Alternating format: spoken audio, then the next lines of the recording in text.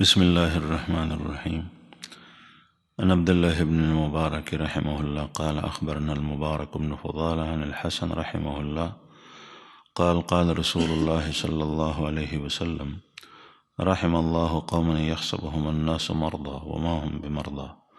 قال الحسن جهدتهم العبادة. حضرت حسن بصری رحمہ اللہ نے روایت تے فرمائی کہ رسول اللہ صلی اللہ علیہ وسلم و فرمائل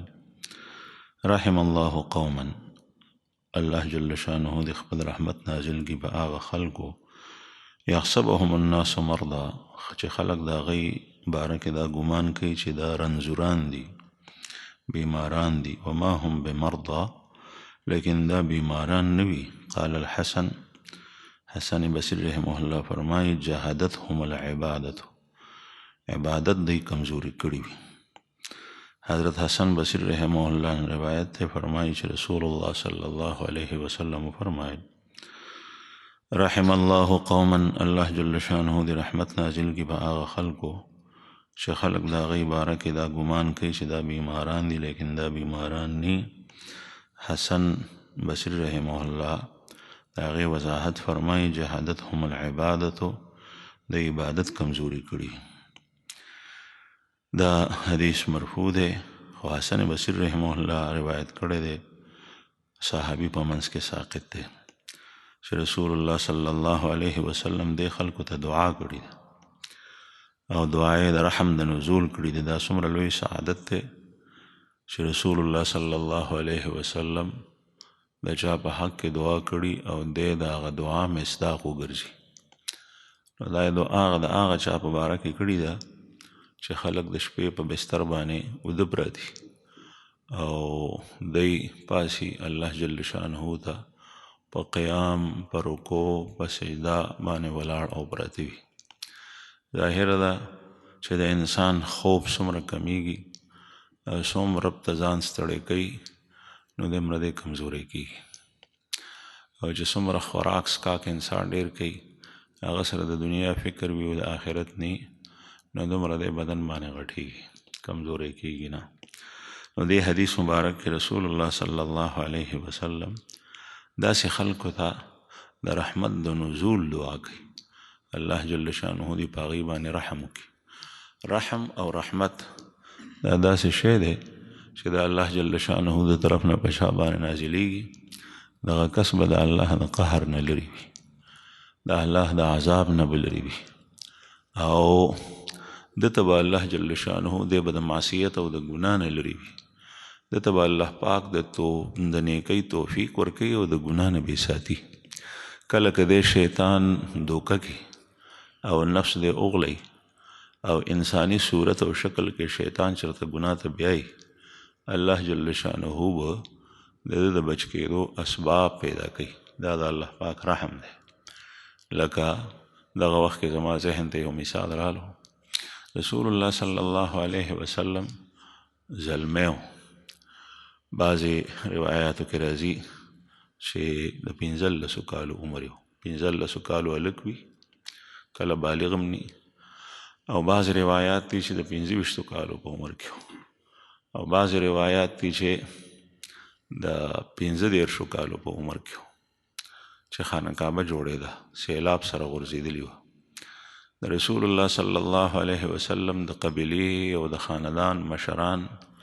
په هغې کې حصه اخیسته، د هغې تعمیر کېدو، د الله رسول هم پکې شریک و ځکه چې مشران یې لګیا او دا د نبوت نه مخکې زمانه ده، الله لا پیغمبر نو جوړ کړی. نو خپل تره عباس صاحب ورسره دی،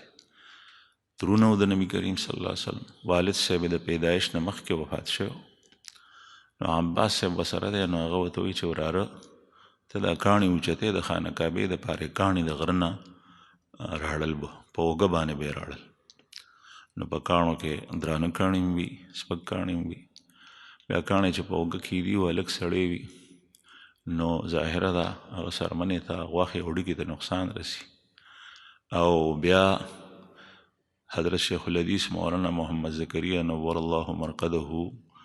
لیکلي دي چې څومره سړی حسین وي دومره په هغه کې درون کار سره نښې جوړېږي. رسول الله صلی الله علیه وسلم ته الله جل شانه ډیر حسن و جمال هم ورکړو. نو چې کله یو سخت کار وکړي نو د هغه په بدن کې هغې سره نښې جوړېږي، اثرات. نو دا کاڼي به په اوږه راړل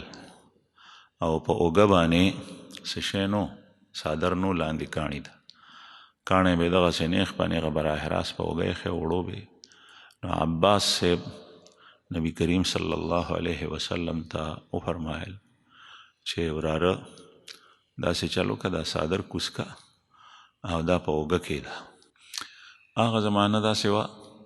چې په هغې کې پرتوګ نو، بلکې د پرتوګ په ځای بل لنګ استعمالېدو. د هرې علاقې خپل رواج. ازار استعمالول، حاجي چې حج ته لاړ شي، معتمر چې عمرې ته ځي، زائر چې د خانه کعبې زیارت ته ځي، نو پرتوګي نه په لنګ کې ځي. زمونږ خلک په دې علاقه باندې دا ډېر عیب استعمالوي، لیکن دا لباس دی، په دې کې سړی پرده کې وي، پټ وي. بیا د زمانې چې خپل څه رواج دی هغه ځای کې بلکل د چا په خیال کې هم دا نه تېرېږي چې دا عیب دی. اگر که د الله رسول پرتوګ خوښ کړی دی او پرتوګ دپاره یې کپړه هم اغوښتې ده، حضرت ابو هریره صاحب ورسره و، کپړه یې د بازار نه واخېسته مدینه منوره کې. نو ابو هریره صاحب ورته وایي چې یا رسول الله دا مې څه دپاره واخېسته؟ دا پرتوګ دپاره. وایي ما ته یې راکړئ چې زه یې درسره تر کوره یوسم. د الله رسول ورته وفرمایل چې سړی د خپل سامان په خپله زیات حقدار دی چې هغه یې اوچتوي. نو مطلب دا دی چې زه په دې باندې زه بد خو نه ښکارم، دا زما شی دی، خوښ کړی دی. او تپوس چې وشو نو جواب هم دغه ورکړو چې په پرتوګ کې پرده ډېره زیاته ده، ځکه یې خوښ کړی دی. لیکن د هغه زمانې رواج ده. بل چې کله به کار کېدو نو بیا به صرف لاندې لنګ و، پورته به کمیس او کپړه نه وه. نو اوس چې پورته بدن بربنډي او په هغې باندې په اوږه کاڼي کېدې او بیا هلک سړی وي نو خامخا دا سرمن ورسره ګرېږي. نو حضرت عباس صاحب ترونه پې ډېر مین و، ټول خاندان په نبي کریم صلی الله علیه وسلم د پیغمبرۍ نه مخکې ډېر مین و. خو چې کله الله جل شانه نبوت ورکو نو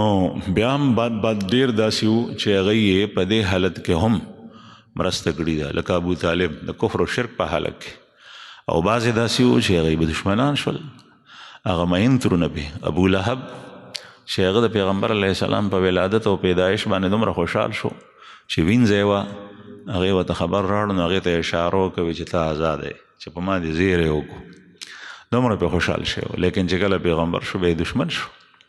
دا ولې؟ ځکه چې د الله د دین سره دشمني وه. نو عباس صاحب ورته ووایي چې بچی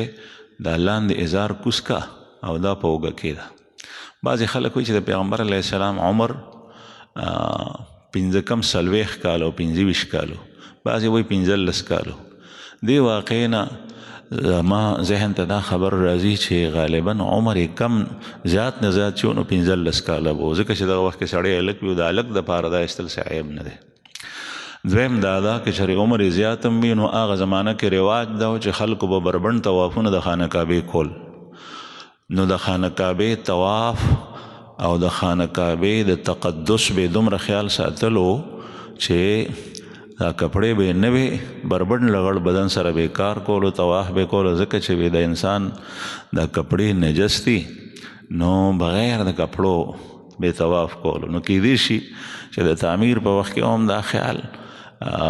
وي او دا ورته ناشنا خبره نه ښکارېده. خو چې څنګه د تره په وینا باندې رسول الله صلی الله علیه وسلم ازار ته لاس کو دایس پړدو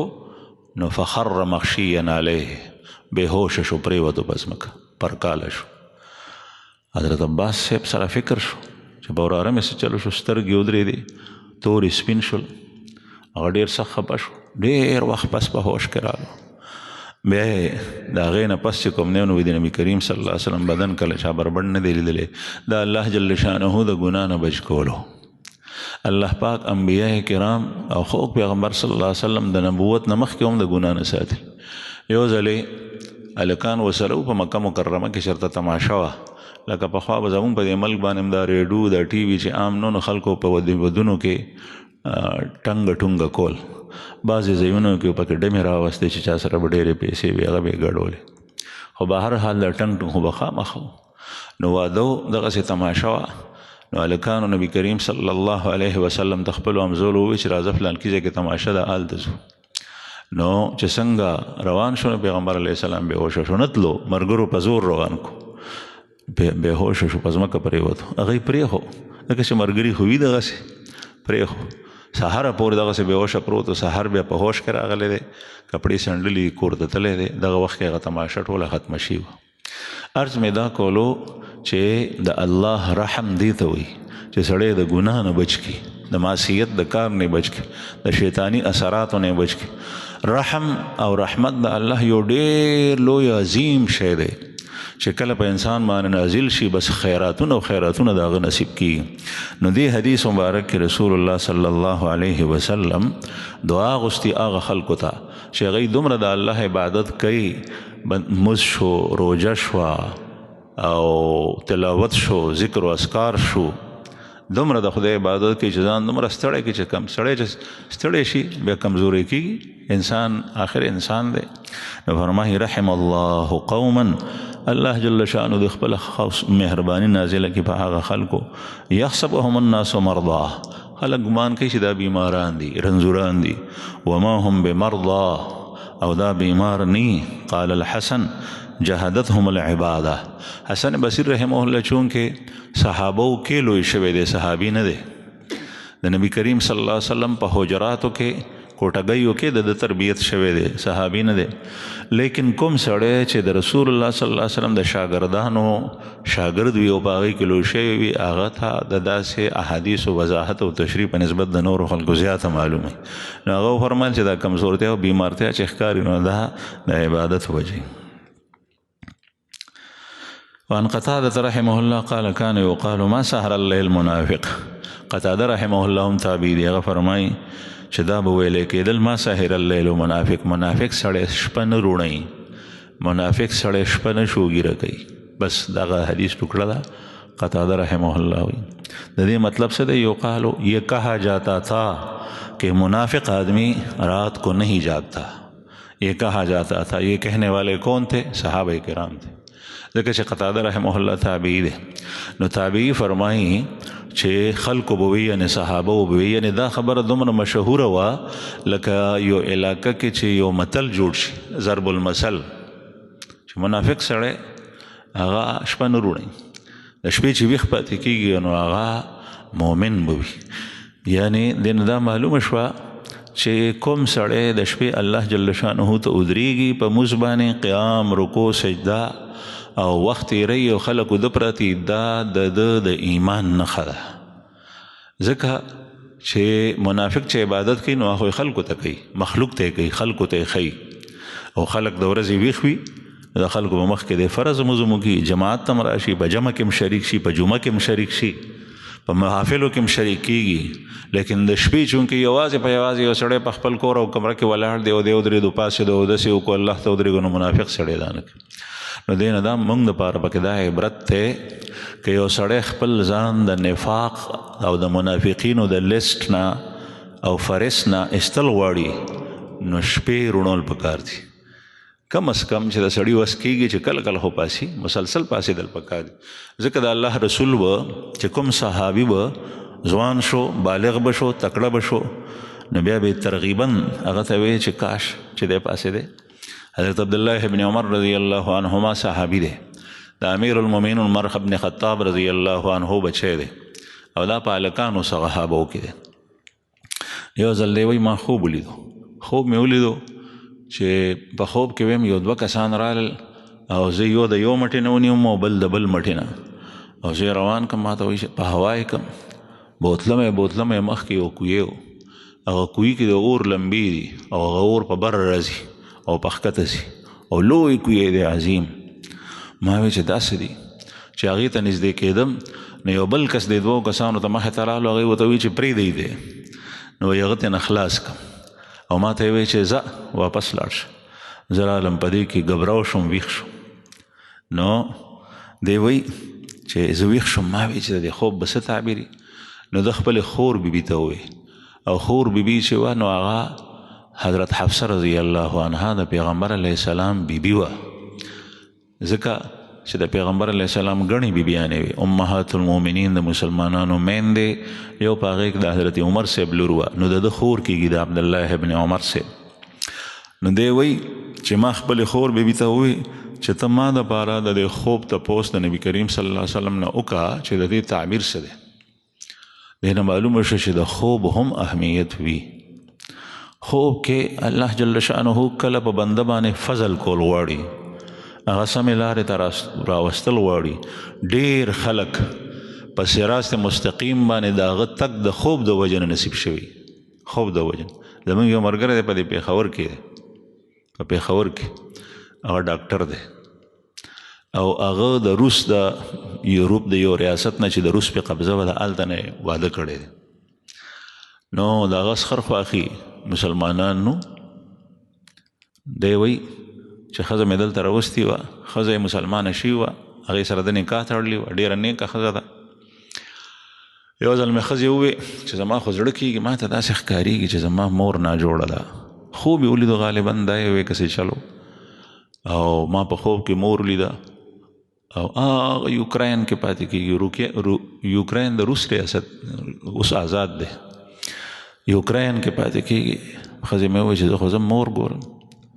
ما ورته چې ټیک ته دا ډاکټر صاحب ډېر ښه سړی دی ښځه نو مسلمه ده خو د هغې خیال ساتي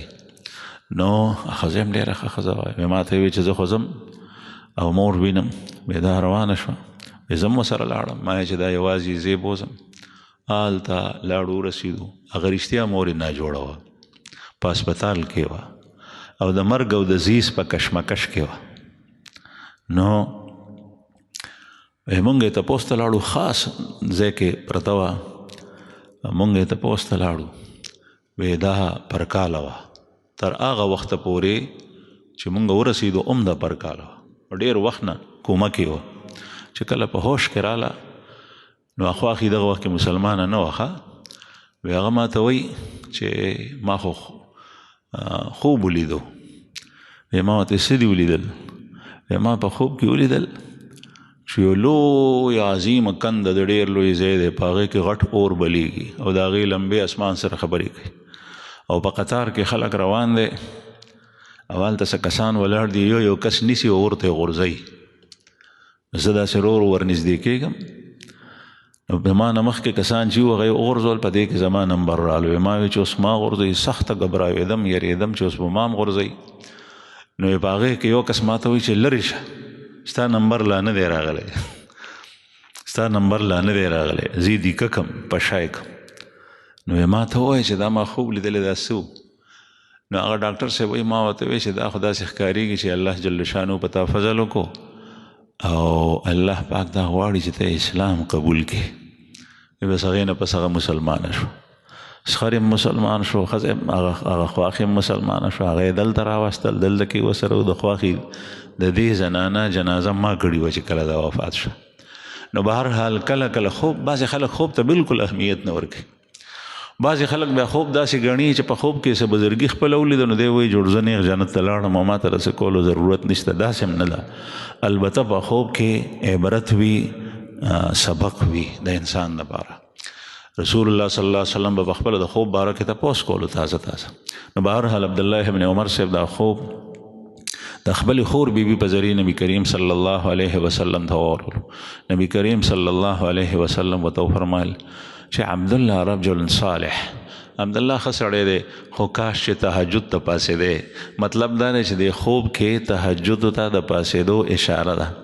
اوس هم ډېر ملګري داسې چې هغه چا سره د بیعت تعلق وي زمونږ حضرت سره مفتی صاحب سره د بیعت تعلق وي یا دلته دارالایمان سره تعلق وي د داسې خوبونه وویني نو وایي دا پښمني ټایم کې ما خوب لیدلی دی دا خوب ځکه ویني ځکه چې تهجد ته د پاڅېدو اهتمام نه کوي بیعت وي لیکن نه پاسي نو بیا داسې خوب ویني دا الله پاک په خپلو بندګانو فضل کول غواړي خدا په ابتدا کې وي چې یو سړی داسې خوب ویني او عمل پې باندې نه کوي نو بیا یو وخت داسې راشي چې دا خوب لیدل هم بند شي دغه د انسان د شقاوت وخت دی وخت نه بیره پکار ده چې داسې حالت را نشي